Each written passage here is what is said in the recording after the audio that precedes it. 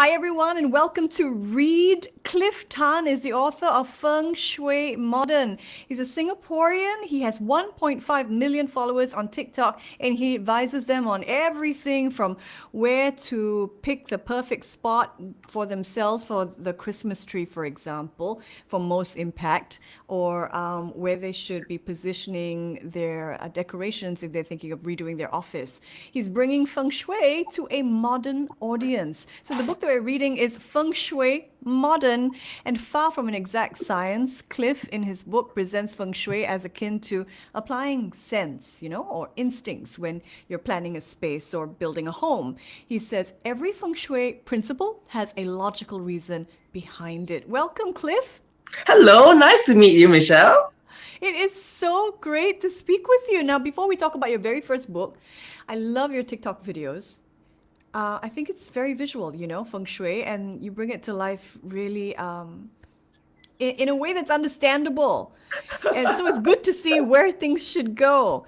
I want to give our viewers and our listeners a little bit of background. So you live in London now, but you're from right here in Singapore.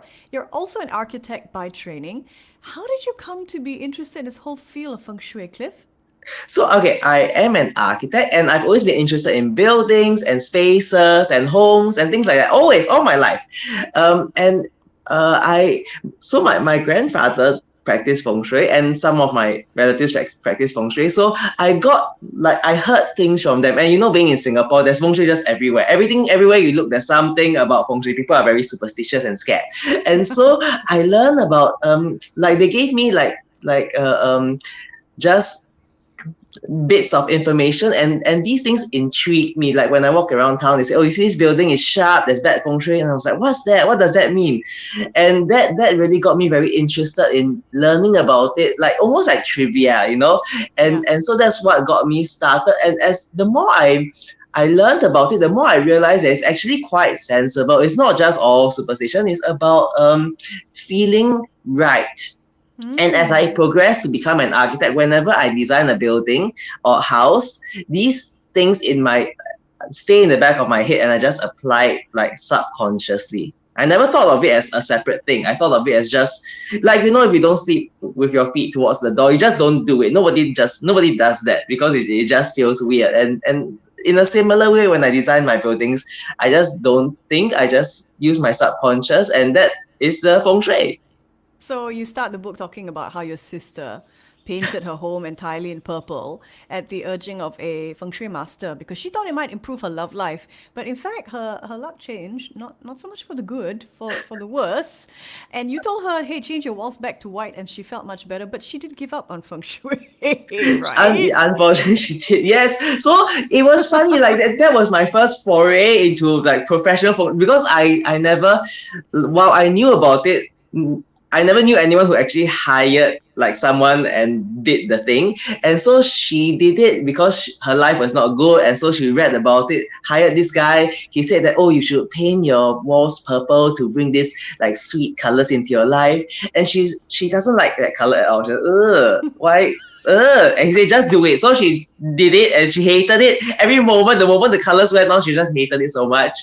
And then it was not helping her life at all. It's just so much anger. And so she and so I said, just you like white, paint your house white. That's the way to go. And now she feels so much calmer. So Wonderful. yeah. So what is the point? I mean, is this Cliff's version of feng shui in this book? Essentially, it's feng shui in its rawest form. Because, okay, think about it. 3,000 years ago, people were just very simple. It's just about sense. You want to build a town, you want to build a village, build a city, you come to this big piece of land, where do you build your town?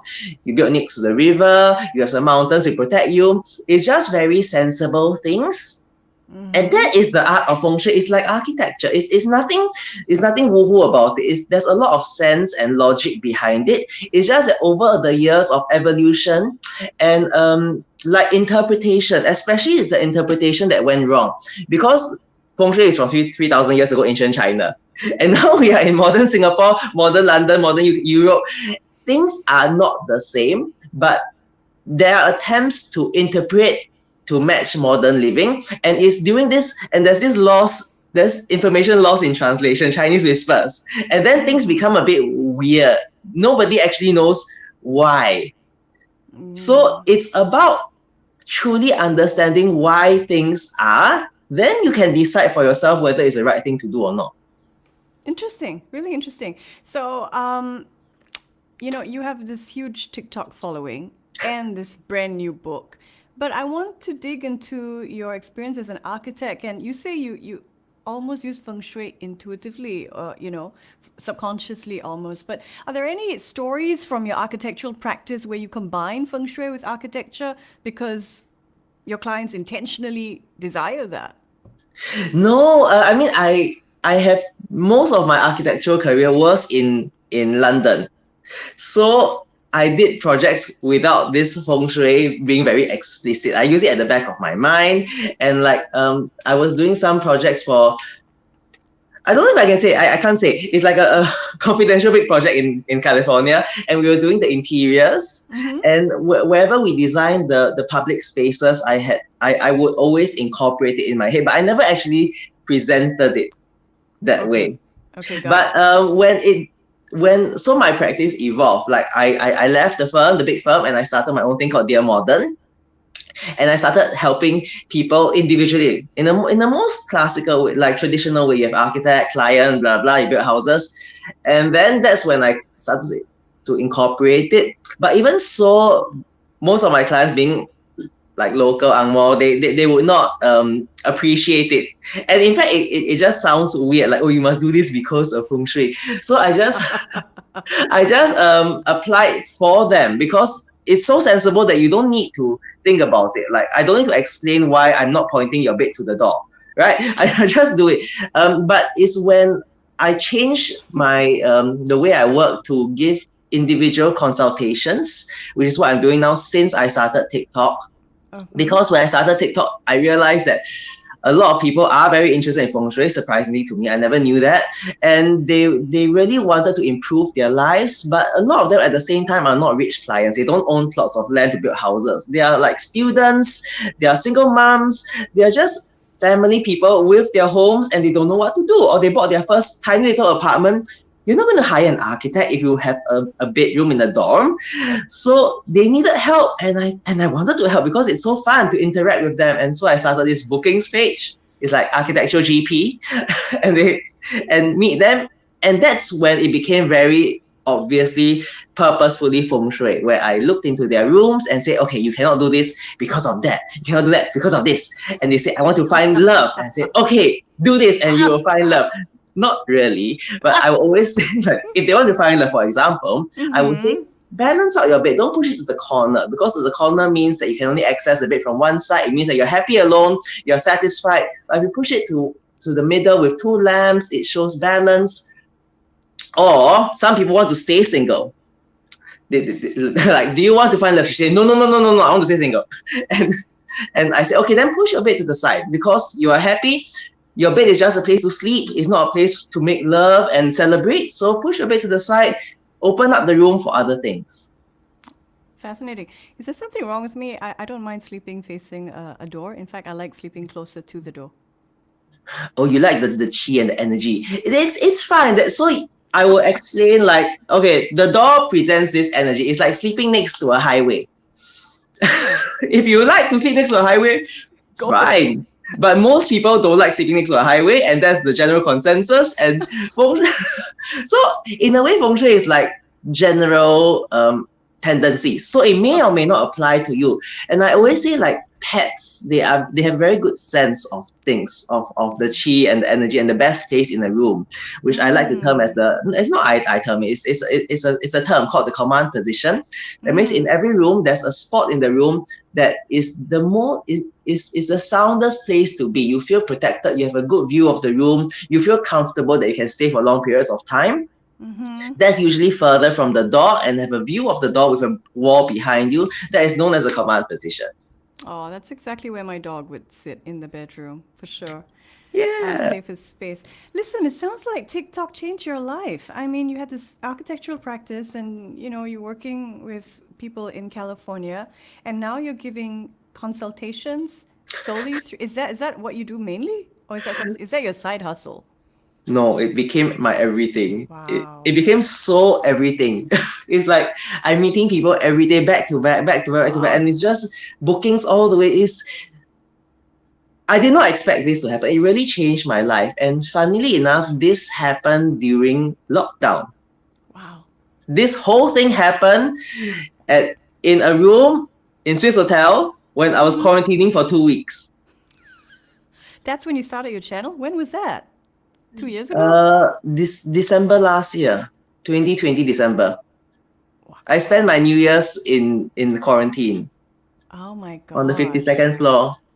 And Okay, then I that was just reminds making me. videos 2 weeks, 2 weeks stay home notice, stay in my Mm-hmm. room, making videos, and then that's when I realized that people wanted information. And so I started making information for them. And it's really interesting because it it really gained traction within that short period of time, and it was that everything changed. Everything changed. Had you made TikTok videos? Why did you choose TikTok? Because I was personally addicted to it. Oh, You really? have to love what you're going to get into. Good point. Good point. Cliff Tan, author of Feng Shui Modern, joining me live for this particular interview. So that 2 weeks, you're pretty much stuck in your room and you start making these videos. That's 2020 December, and that would completely change your life. How do you think you grew such a huge following? I 1.5 million. Okay, so I was watching videos. I was 2 weeks. I just spent my time just binging on TikTok videos, watching things. And there are things that attracted me, there are things that don't attract me. There are people giving out and sharing information. I thought, oh, that was really nice. But the way they shared the information was very creative or very alluring and very addictive. And I wanted to contribute myself. And so I thought, oh, what can I share? I'm an architect, but I can't teach you how to draw plans. That's boring. So I thought, okay, what can connect with people? And so like bed position where you can sleep, that connects with people. Everyone sleeps, everyone is worried about their well-being. So I thought, okay, let's start with this very basic, everyone knows where to put the bed, or so I thought. And so I talked about where I made a short video, 30 seconds long, where to put your bed according to Feng Shui. And then that got a lot of comments. Mainly people asking what is Feng Shui in the first place. Right, right, right, So right, I right. made another video. What is Feng Shui? Where to put the bed according to Feng Shui, and why? And then I realized people were hungry for information like that, because most of TikTok at the time was about good-looking people wearing nice clothes or how to cook fancy dishes, Instagrammable things, but nothing about interiors. Or even if there was interiors, it's just show offing nice interiors with no rhyme or reason. Whereas this one is something that's logical, something that people can apply, something that hits home. And I started with very small rooms, and that just coincided with the TikTok population of young people in their small rooms. Ah, right. Perfect. Yeah, And actually, I think another factor, really, Cliff, is the fact that you have these cute models. Maybe it's because you're an architect and you already have these little things that look like beds or Christmas tree or yeah. It's like I already have all of them like ready. It's like you people have your say they look like 3D butter. Lego toys, and so you can really bring it to life. That's my take. Yes, the little models, people love them. It's like so cute, and I can just move them around. And there's this little psychological thing in them.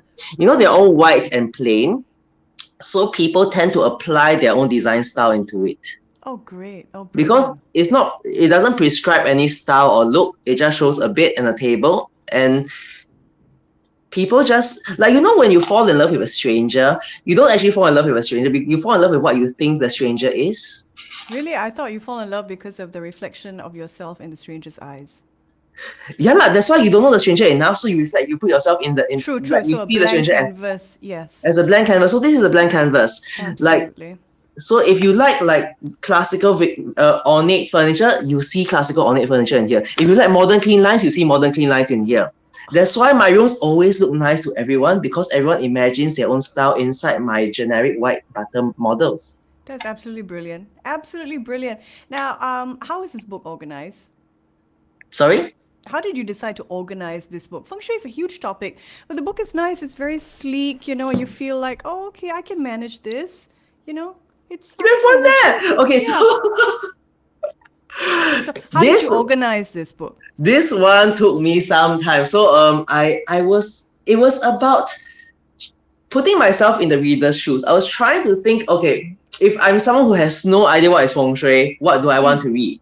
Because very often the books go straight into it, Yeah. straight into your qua numbers. Like, what's that? What's the qua number? And the flying stars, right? What's the flying star? What is it? So I was like, okay, what is feng shui? Imagine you're an emperor building a city. What do? You look at the river, look at the mountain, and that is feng shui. Or talk about yin and yang. Think of the sky, there's just a big empty space. And then you have the sun and the moon and the. So I'm trying to just explain things in the simplest possible way so that you can just get into it's very basic. It's very basic rules. But at the same time, I think the simplicity of it makes it quite comforting. It's like talking to a teacher. You just okay. You like even if you know it, it's just so nice to be told things that you already know. Yeah. So Yeah, it is. and it's about so I divided it into first what is feng shui, a whole chapter about different like just slowly easing you into it. And then I talk about the main principles, the command position, the five animals, the elements, and why. Like I'm not just saying the five animals are the five animals. I talk about okay, so the tortoise is your support, and then the bird is the view in front of you, and so you can kind of empathize with me. So I empathize with you. I try to understand who you are as someone who is completely ignorant. And you try to empathize with me and try to know that like, okay, so feng shui is like that. Okay, so it's quite nice, it's quite logical, it's not woohoo superstition. And then the third chapter we go into the various rules. Okay, what So I the like third about it chapter is actually is not so necessary because once you know the logic is enough. But the third chapter is more like spoon feeding you, like how do Okay, you apply it to the yeah, different bedroom, rooms? do this. Dining room, do that. But the logic is all based on the second chapter. So, but I still spoon feeding, making it a bit easier with little diagrams to show where all your bed should be, where it should not be. Because when I was young, I was interested in feng shui, and I wanted a book. I was so interested, so I looked for books, and all of them were just all this theory. It's like a science textbook. I wanted to see pictures, where to put the book, where to put the bed. And being an architect, I'm very visual. Right, right. And I realize most feng shui practitioners are not architects, they are feng shui practitioners. So they're very good Yes. in what they do, but they Yes. are not really practicing architects. So their sense of space is different. Yeah, I mean, I went to your TikTok channel as well to see how you explain things, and you really explain things from a design perspective. I got the same sense as when I speak with people who've designed the Apple Store, for example, and they tell me why they've chosen to do certain things certain ways. And that's the sense that I get when I look at your videos. And even in your book, it's sort of, you talk about balance or you talk about symmetry, and it's very, I suppose you have done a great job updating Feng Shui and making it accessible. And you're clear. You say it's not an exact science. You don't say, do this or else. This is definitely going to happen. So our listeners are professionals, and many are likely sleep deprived. So I have to ask this: can changing the position of your bed help you sleep better? Yes, it can. Definitely. So like if your room is like a little town, you want to sleep away from the highway. Okay. You want to sleep in the nicest, coziest part of the room, and True. like walls, these things offer protection, whereas doors and entrances they offer a lot of movement. So if you have a door leading to a toilet and then your bed is right in the middle, it feels like you're just caught in between this draft. So when you sleep, it's all about finding the most cozy part of your room and sleeping there. Got Or it. maybe if you like maybe if you love that kind of high energy, you can totally sleep next to the window because some people they need the sun to wake themselves up. Yeah. So it really depends on how you are. What type are you? You're a morning person or night owl? Okay, so recently you go into any sort of new condo show flat, and everything is very minimalist, zen, But I have also friends who are the exact opposite, and they can't stop collecting, and they have a lot of stuff in the house. What does Feng Shui say about stuff? So feng shui doesn't actually say anything about clutter. I mean, it says that clutter is not good. Basically, your space needs to make you So basically, your space needs to help and support you. Your space needs to, like when your environment is good, you perform well. And what is good is subjective. Generally, for most people, if your home is full of clutter, full of stuff, your mind cannot flow, the energy cannot flow. You feel stifled, frustrated with all these mountains of things around you. And that is when clutter is bad. It doesn't say that you cannot own things, you know. You can own things as long as you arrange them in a way that does not impede your flow of thought, your train of thought. It makes you feel happy. That's good. Totally, totally.